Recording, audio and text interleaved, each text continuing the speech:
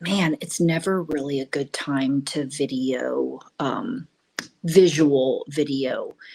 Anyway, okay, so today I just want to say that it is kick-ass that when I actually was going to try to record this in the car, I looked at my watch and it was 11:11 precisely, and today is October 11th. So I looked up the spiritual number. For those of you who don't know, yes, there are when they are sequential or in a row like that, like 111 or 222 or 333 or whatever. I'm not even an expert on it. I just know when you see those, there's different reasons for it coming up.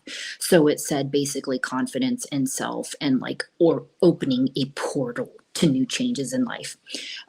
Okay, so why I am talking today about this in particular is it's funny I just brought up talking about that word about suffering and what has caused suffering in my life and these different sorts of interpersonal struggles that sometimes, I don't think that they're really that big of a deal, but, everybody's situation and circumstance is different. But for me, it's been so many jabs at my self esteem, self worth, and all of that, feeling rejected so much of my life. I feel like I've become an expert in that area. And so this is another area where it's not necessarily something that everybody can relate to because it is in regards to my volunteer work. And we're going to talk about specifically with veterans. But what I wanted to say to speed things up, because I got to give you the background in that I've living here for over like 20 years. I kind of started getting into volunteer work early on, but like just over the years, never really stuck or was able to stick with many things because they probably just were fulfilling a phase. But and then it was time to move on. But Wind Youth, they help homeless youth. I was off and on with them. Then I did America's Homeless Veterans, which is very limited as far as I know in connecting with them to do stuff because I think their work is through the recovery center. And I'm not going to be working there, but I always stay connected and try to find out events through them and different things. And then St. John's Shelter, which has no religious affiliation. I actually can't remember why they called it that, but I've been working in their kitchen preparing food off and on for I don't know, 4, 6, 7, 8 years, maybe longer.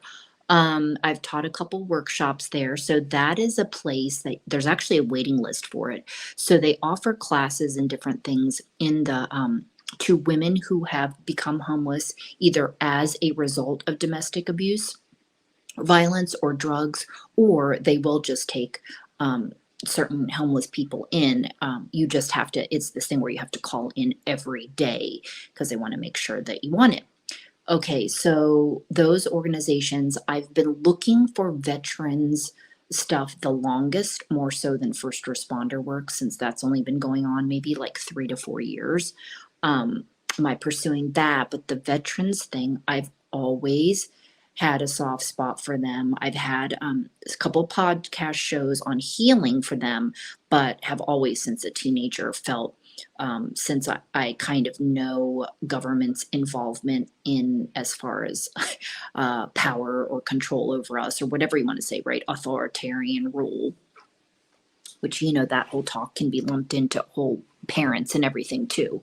So always, as far as I was always curious, about them serving and enlisting and basically having to do things.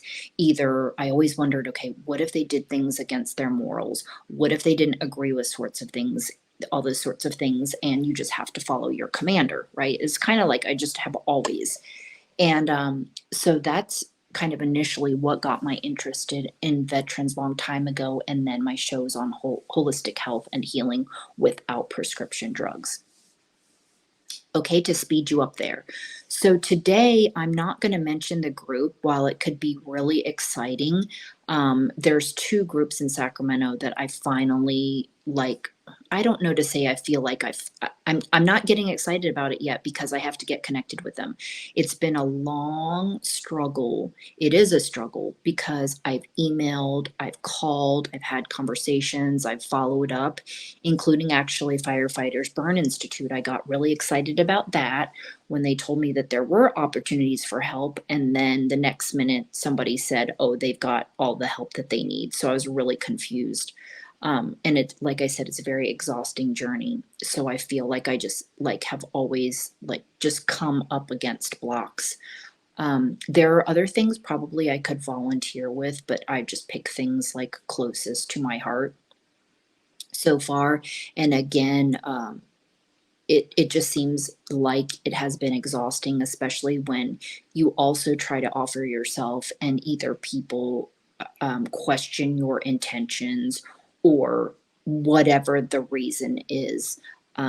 There has been that, right, questioning my intentions or knowing that I'm for real. So maybe that's because I don't have an in some other way, but genuinely wanting to help, people usually question, and it's been my experience here in California. I don't want to put a label on the entire city on this, but I just really feel like I've had to jump through a lot of hoops to even just show I'm for real. So, personal struggle. So, this is why I wanted to bring it up today, is that this isn't generally something I can talk to too many people about, especially veterans work. You kind of have to go digging to find this kind of a crowd. And I'm excited today, October 11th. I hope to be involved and connect with these people because they are local. So we are going to see how it's going to go.